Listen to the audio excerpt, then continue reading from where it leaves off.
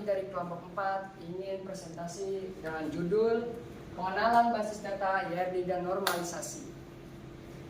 Dan di sini saya ditemani teman-teman saya berjumlah 6 orang dan saya sebagai moderator. Perkenalkan, nama saya Esa Kamal Karim. Nama saya Muhammad Rosan Akil. Nama saya Julfa Jikosa. Nama saya Faris Iman Ramadan. Nama saya Sandular. Nama saya Muhammad Reza Fadil. Baik, gimana sih? Langsung saja ke Anda tidak langsung ke materinya gitu yang Baik, latar belakang. pendahuluan ya. Pendahuluan.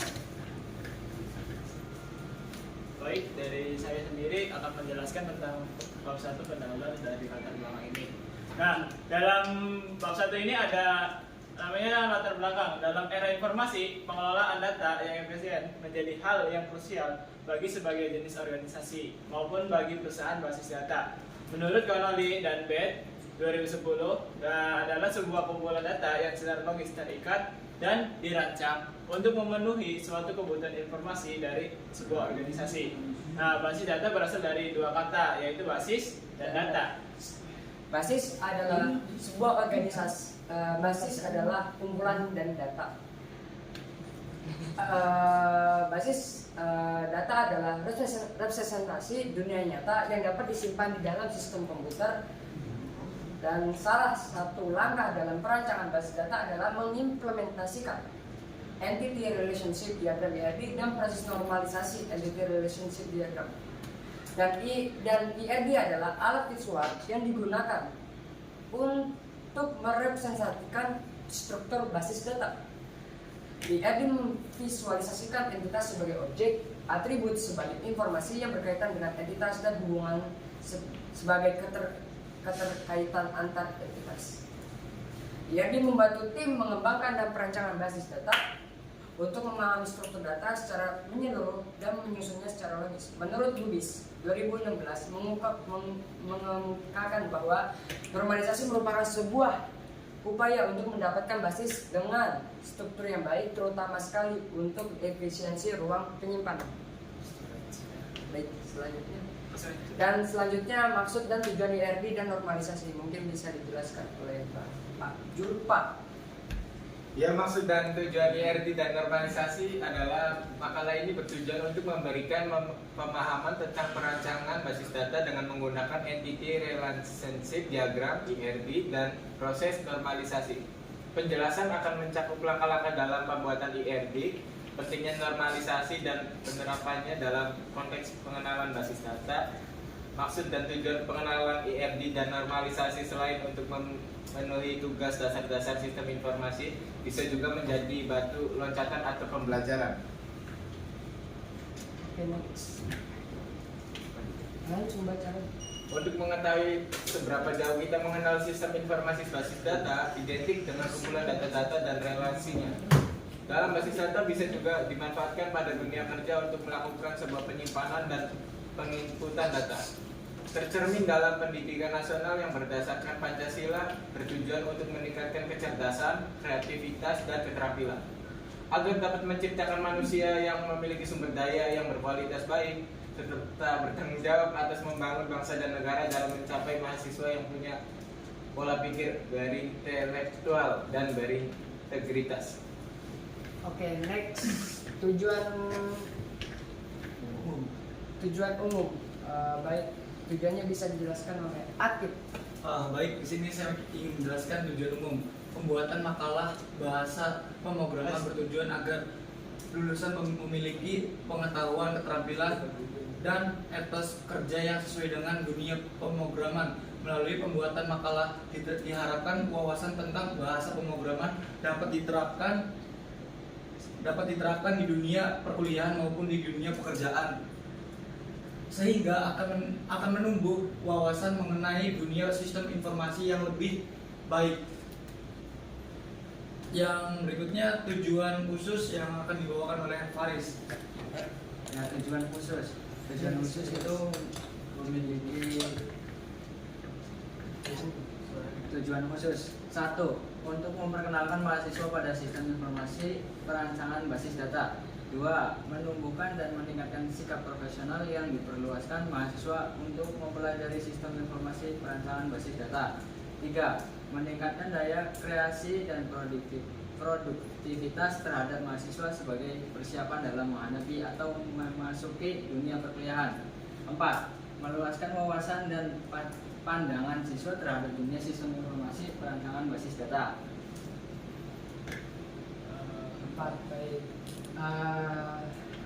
Manfaat mengenali IRD dan normalisasi bisa dijelaskan oleh Mas Arif. Satu, menghasilkan sumber daya manusia yang memiliki keahlian dan keterampilan dalam dunia sistem informasi. Yang kedua, mengasah keterampilan diberikan Politeknik Negeri Indramayu.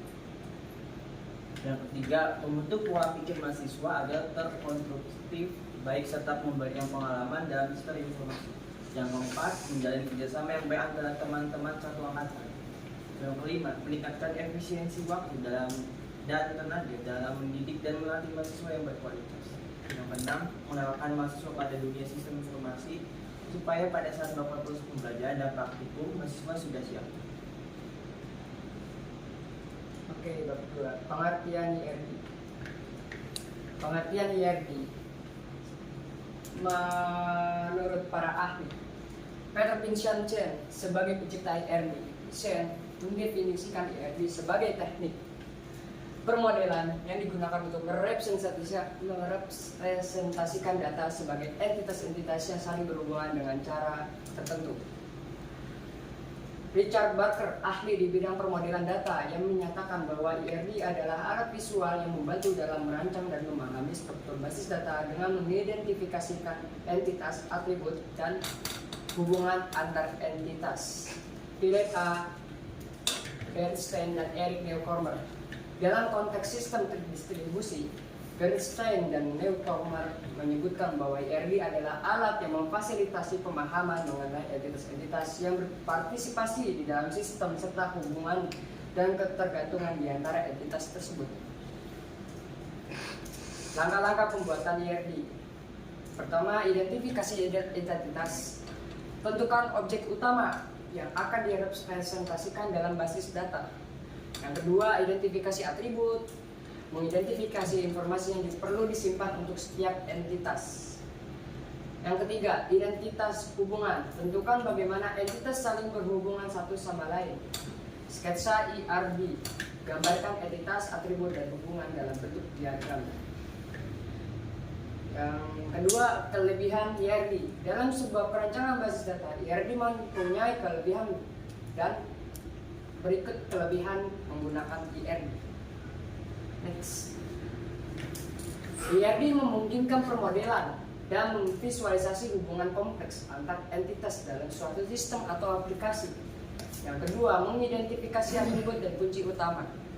IRD membantu dalam mengidentifikasi atribut-atribut yang melekat pada setiap entitas dan membantu menentukan kunci utama entitas tersebut. Yang ketiga, pemahaman yang cepat. IRD menggunakan notasi grafis yang relatif sederhana dan mudah dipahami. Ini memungkinkan pemangku kepentingan yang tidak familiar dengan detail teknis untuk dengan cepat memahami struktur dan hubungan dalam basis data. Perancangan database. IRD menyediakan dasar untuk perancangan fisik basis data. Meskipun tidak memberikan detail implementasi fisik, IRD membantu mengidentifikasi entitas dan hubungan yang akan diimplementasikan sebagai tabel dan kunci di dalam basis data. Yang keempat, meningkatkan kualitas desain. IRD membantu meningkatkan kualitas desain basis data dengan memberikan pemahaman yang mendalam tentang struktur dan hubungan antar data. Next, oke, kekurangan IRD. Boleh. Selanjutnya ada kekurangan. Adapun kekurangan dari IRD, yang pertama ada persistan tinggi. IRD memberikan pandangan yang sangat abstrak terhadap struktur data. Hal ini dapat membuat sulit bagi pemangku kepentingan yang tidak akrab dengan konotasi IRD untuk memahami diagram dengan mudah. Terus yang kedua ada kurangnya detail implementasi. IRD tidak memberikan detail informasi fisik ya atau teknik dari basis data, meskipun IRD memberikan gambaran tentang entitas, atribut, dan hubungan tetapi tidak memberikan informasi tentang tipe data, indeks, atau kendala referensial yang mungkin diperlukan dalam evaluasi sebenarnya. Dan yang ketiga, ada keterbatasan dalam menangani kejadian waktu dan perubahan. IRD cenderung kurang mampu menggambarkan perubahan data, waktu atau kejadian-kejadian waktu tertentu. Misalnya, RRD mungkin tidak optimal untuk memodelkan sejarah, perubahan, atau entitas. Terus ada kompleksitas model yang tinggi. Pemodelan yang sangat kompleks dengan banyak entitas dan hubungan dapat menghasilkan IRD yang sulit dipahami. Ini bisa membuat pemeliharaan dan membangun sistem menjadi lebih rumit. Terus yang terakhir ada pentingnya desain database yang baik. Meskipun IRD membantu dalam pemodelan, hubungan antar entitas desain database yang buruk atau tidak efisien masih dapat jadi pemodelan tidak dilakukan dengan baik. Pemahaman tentang normalisasi dan praktik desain database yang baik sangat penting. Selanjutnya ada pentingnya IRD. Langsung normalisasi. Ya, boleh. Baik, pengertian normalisasi menurut para ahli. Edgar F. Codd menurut Codd, normalisasi adalah proses pemodelan data yang dirancang untuk mengurangi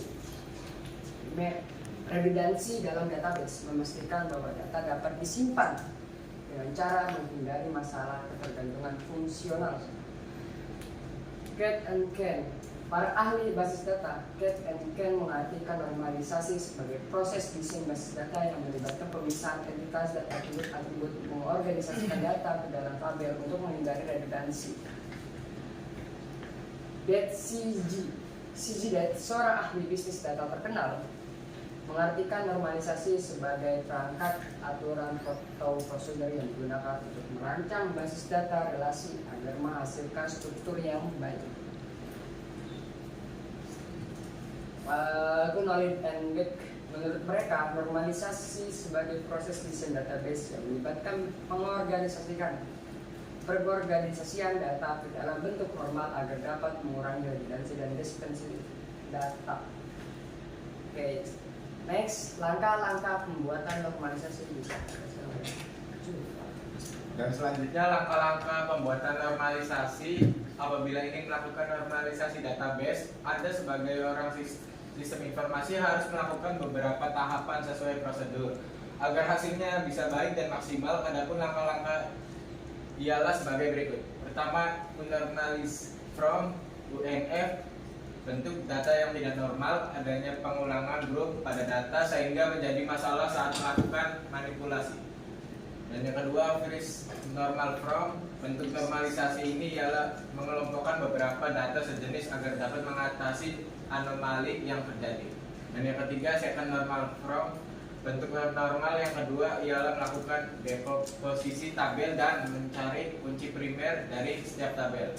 Yang keempat, third normal from. Pada bentuk normalisasi data ini tidak diperkenakan adanya atribut yang bergantung pada field lain dan bukan pada kunci primer. Maka atribut tersebut harus dipisah ke tabel baru. Dan yang kelima, code normal from. Bentuk normalisasi ini bertujuan untuk mengatasi anomali dan overlapping yang tidak dapat diatasi dalam bentuk 3NF.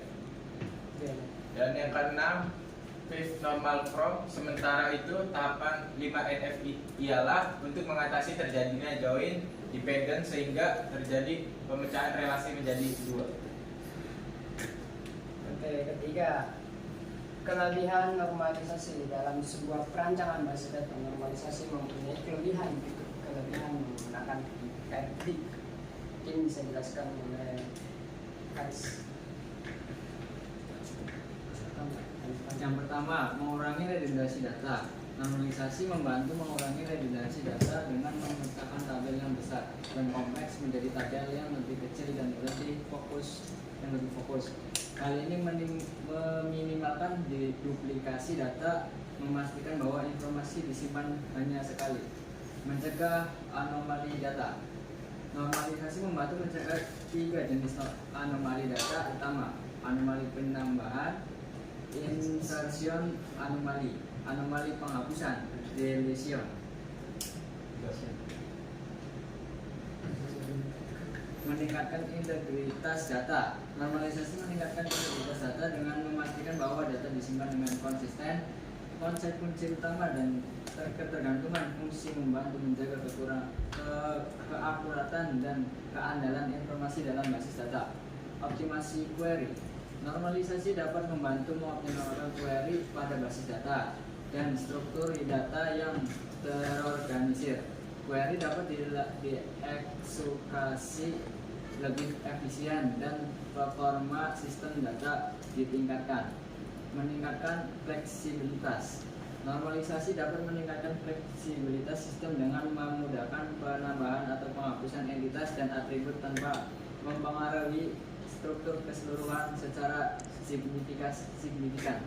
Hal ini membuat sistem lebih adaptif terhadap perubahan bisnis, mengurangi overhead storage. Normalisasi dapat mengurangi penggunaan ruang penyimpanan karena redundansi data yang dikurangi. Ini dapat menghemat ruang penyimpanan dan mengoptimalkan penggunaan sumber daya.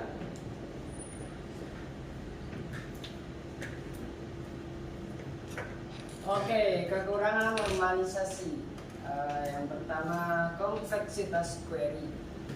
Normalisasi dapat menyebabkan kompleksitas query yang lebih tinggi pada beberapa kasus, terutama di tingkat normalisasi yang tinggi.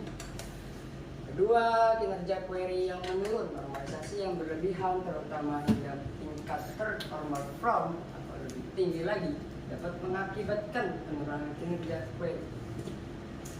Yang ketiga, pemeliharaan yang sulit. Normalisasi membuat struktur database menjadi lebih modular dan terorganisir, namun dapat menyulitkan pemeliharaan, modifikasi atau penambahan field. Mungkin memerlukan perubahan pada banyak tabel yang dapat menjadi tugas yang kompleks dan rentan terhadap kesalahan. Kelebihan pengindeksaan. Normalisasi seringkali menghasilkan banyak tabel yang membutuhkan indeks untuk performa query yang optimal. Kalau banyak indeks dapat mengakibatkan overhead pada penyimpanan dan memperlambat proses penyisipan, pembaruan, dan penghapusan data. Kesulitan dalam pengambilan data. Normalisasi dapat menyebabkan kesulitan dalam pengambilan data untuk kebutuhan penggunaan tertentu. Beberapa kasus memerlukan penggabungan data dari beberapa tabel dan ini bisa menjadi rumit. Oke, pentingnya normalisasi mungkin bisa dijelaskan oleh Arif. Pentingnya normalisasi, seberapa pentingnya IAP? Mengapa harus IAP?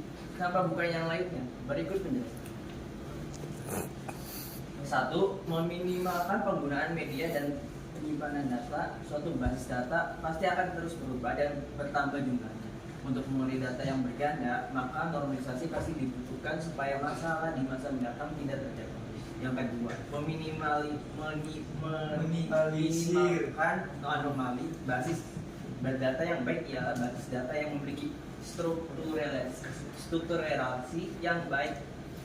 Relasi yang baik memiliki kerangkapan data yang sedikit. Beberapa proses anomali dapat mengganggu jalannya sebuah basis data. Jadi seorang DBA harus mampu meminimalkan anomali supaya data yang ada dapat stabil dan musuhnya pun dapat dengan mudah menggunakannya sehingga tidak terjadi error.